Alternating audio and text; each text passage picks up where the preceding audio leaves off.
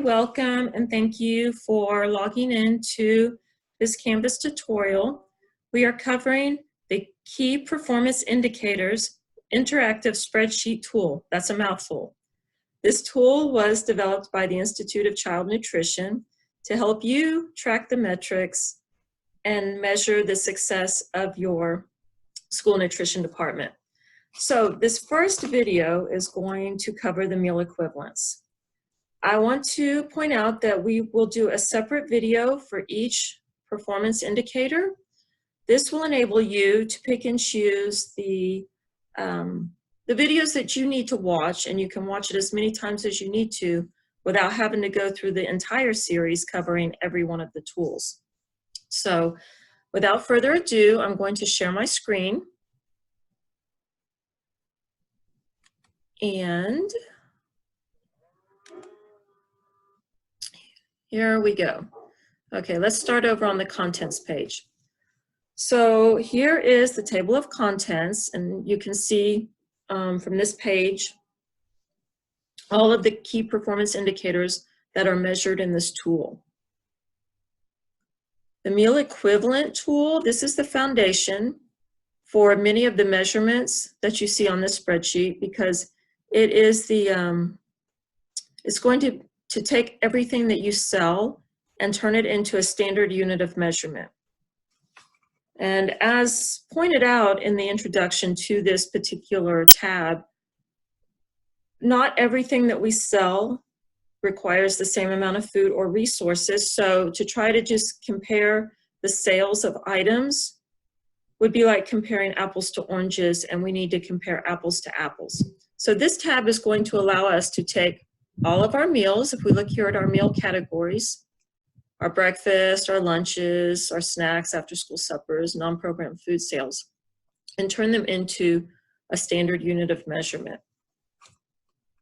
So on page 9 of your resource book, it talks about the different conversion formulas.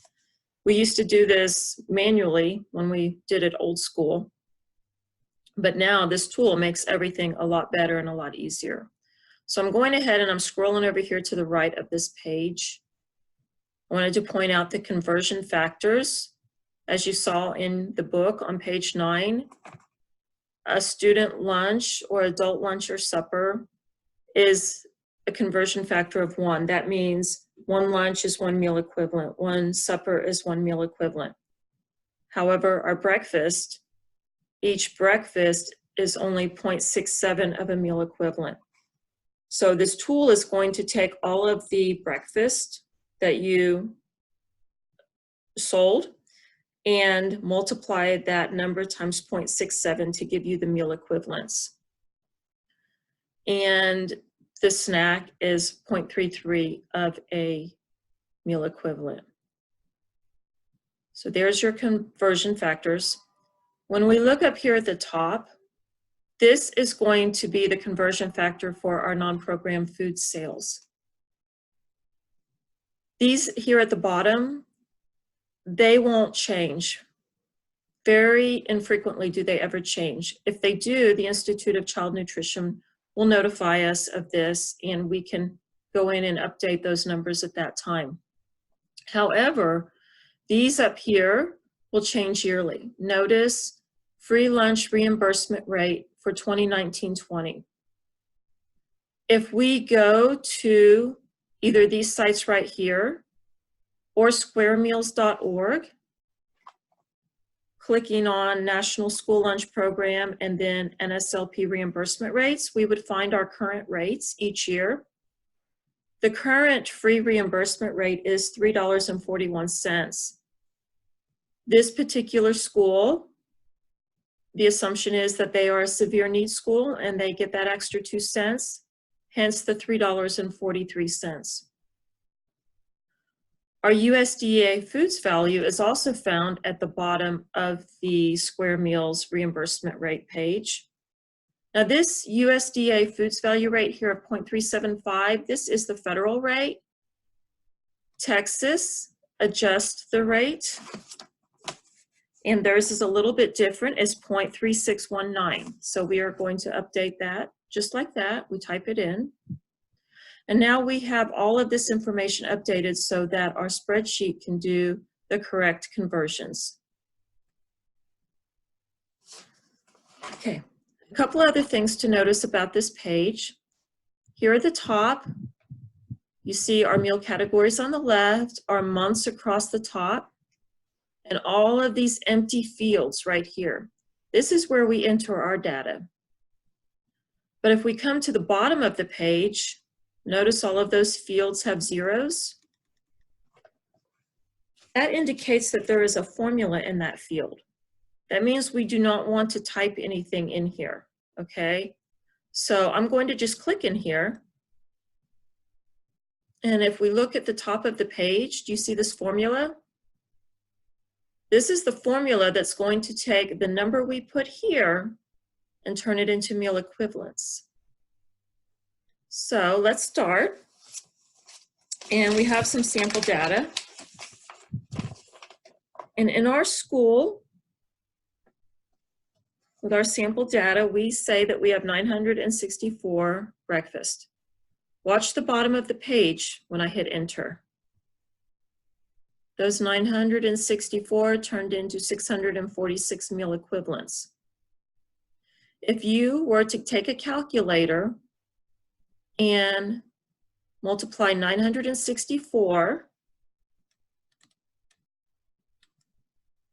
times 0.67, as you see over here in this conversion factor,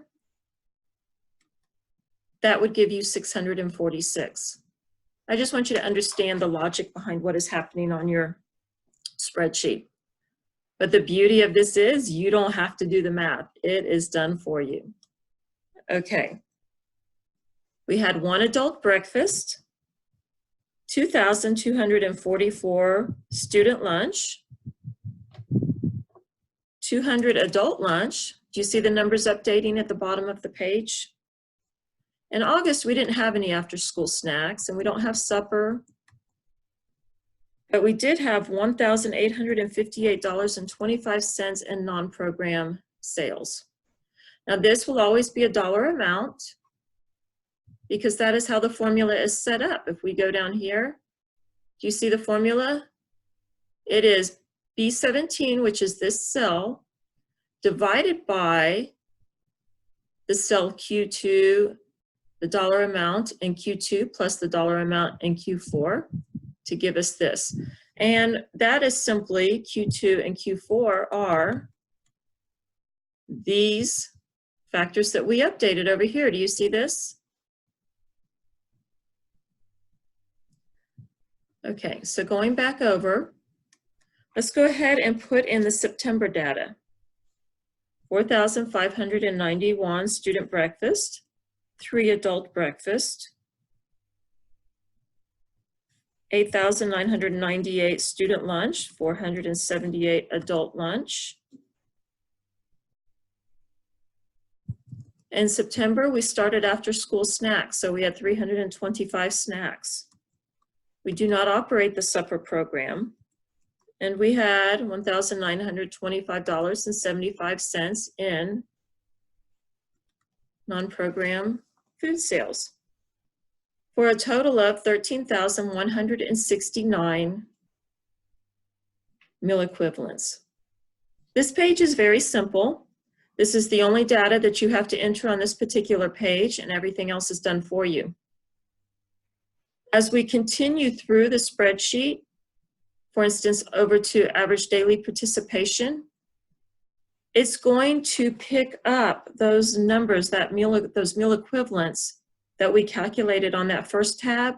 It's going to use that data to calculate our average daily participation. For this reason, for the most part, it's important to work this spreadsheet left to right on these tabs, because the information we put in, for instance, this tab, will carry through the calculations to these others. The information we put here and average daily participation may calculate through to these others. But meal equivalent, this tab is absolutely necessary. It has to be completed in order for the other tabs to work. All right, so that's all we have on this one. Very simple and straightforward. And as I said, we will do another video for each of the other tabs, and that way you can look at each key performance indicator separately. Thank you again, and I hope you have a great day. Bye-bye.